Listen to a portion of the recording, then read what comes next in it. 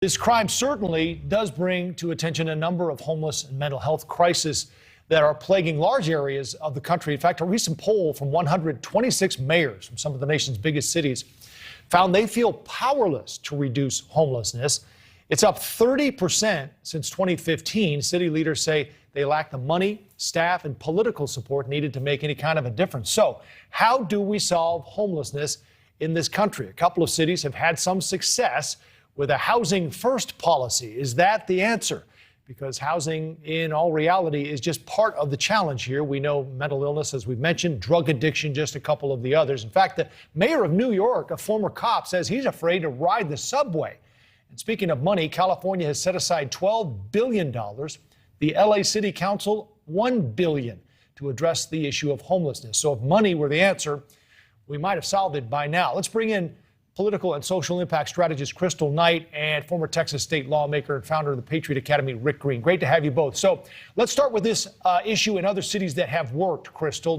They say housing first is the answer, but it is maybe a little bit easier than it sounds because, as we've mentioned, there are a lot of other issues involved here. Well, yeah, I mean, the challenge with, housing unhoused people is this NIMBY effect, not in my backyard. Right here in Washington, D.C., the mayor, Muriel Bowser, she's put at least $500 million to combat homelessness and creating shelters across the city. And you know what happened? Ward members or, members who are of the city council, they decided that they didn't want these shelters in their respective wards. We don't want it in Ward 3, which is one of the more prominent wards in the city. And so if you're wanting to solve, homelessness, help the unhoused, providing money towards mental health, you also have to address the chronic issue of people being on the street. And that means there's going to be a homeless shelter or some type of housing facility in a neighborhood where residents don't want it. And so that's the issue as well. It's not just a political will. It's also people don't want it in their backyard, and that's a challenge. It's a lot of money, Rick, that we're spending, and it's apparently not working, or at least not well in a couple of cities who've tried to figure this out. What do you think is the answer? Yeah. Hey, Joe, Kristal, good to see both of you. It's not as tough an issue, I think, as we make it out to be. Just like any other policy, you either have principles that work or principles that don't. And we're smart to look at cities where it's working well and look at cities where it's not working. And the people that are only doing housing first are failing miserably.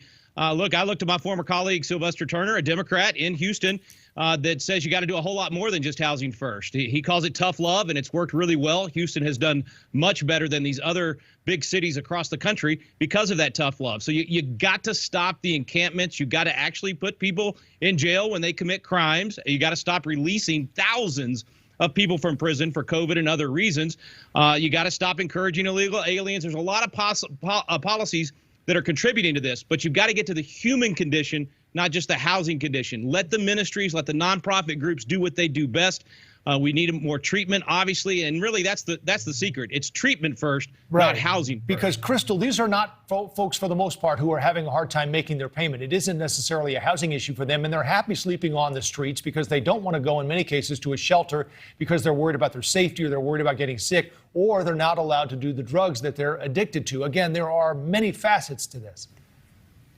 Well, yeah, I agree that there are many factors, but I disagree with Rick about putting people in jail. Our jails are already over-incarcerated right now, and we've seen a reduction in people being in jail because of COVID. So that's not the answer. I think the answer is, or part of the answer is, finding ways to address what are the chronic issues that people are facing in those communities. One of them, that you just mentioned is drug treatment programs. The other thing is community violence intervention programs. That's something that the president has funded at the federal level, and that states have to be willing to accept that money and give it to the cities that need it the most so that they can, deter this crime wave that's happening across the country. One of the numbers, though, 1% of the population in LA is homeless, but they're committing 8% of the violent crime. And we're seeing it in Chicago as well. We just have seen examples of it in New York where a homeless person was accused of pushing someone off a subway. These are issues, Rick, that need to be addressed, again, beyond incarceration.